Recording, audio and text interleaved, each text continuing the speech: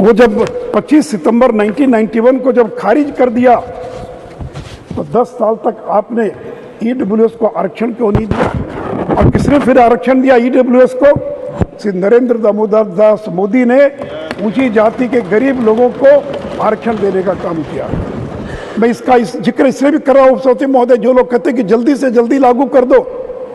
कल मैं भाषण सुन रहा था लोकसभा के अंदर कांग्रेस के नेताओं का, कहते कि 24 में लागू कर दो, तत्काल लागू कर दो।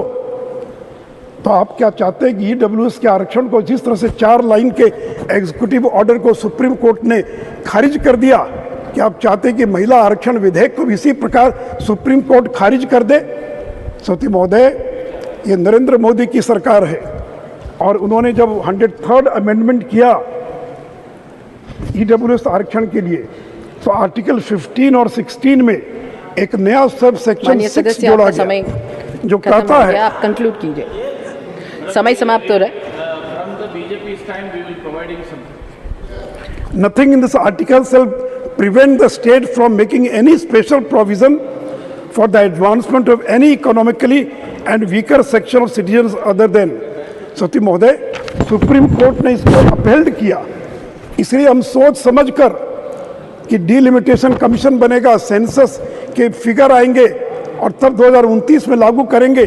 अगर जल्दबाजी में लागू कर दिया सती महोदय, तो कल कोई पीएल में चला जाएगा, यही लोग पीएल में किसी को खड़ा कर देंगे और सुप्रीम कोर्ट इस महिला आरक्षण विधेयक को खारिज कर देगा। लेकिन जिस तरह से ईडब्ल्यूएस आरक्षण को हमने खारिज नहीं होने दिया और सुप्रीम कोर्ट ने उसको अपहेल्ड किया, मुझे पूरा विश्वास है सती महोदय। आप शांत रहिए, बोलने दीजिए।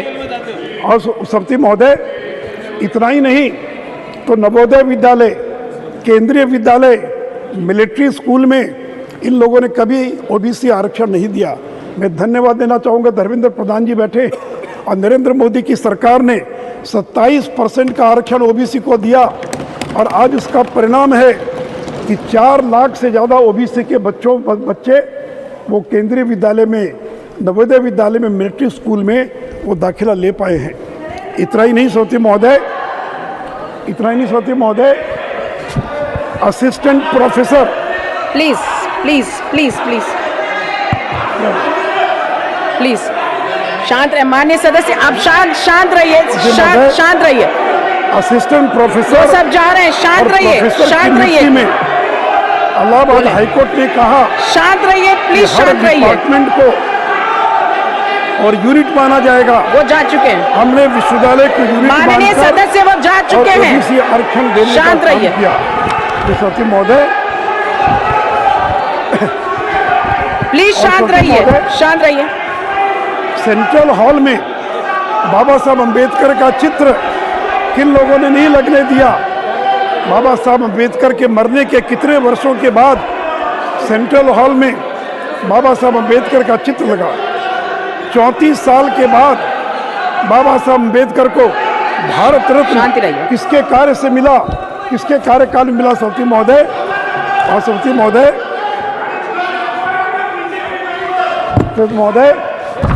ये कांग्रेस के लोग,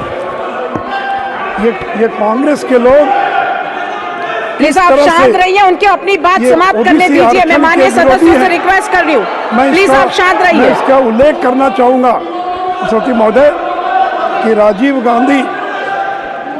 गांधी जो देश के प्रधानमंत्री रहे, आप शांत रहिए, शांत रहिए। थे, उन्होंने मंडल कमीशन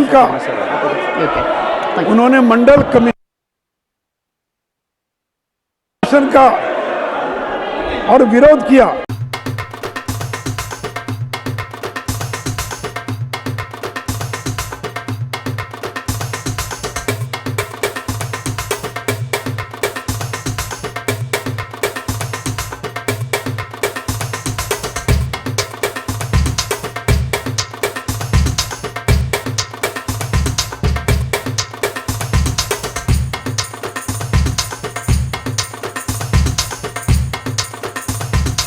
IIT जी नीट एस्पिरेंट्स के सपने को पंख देने आ गया है।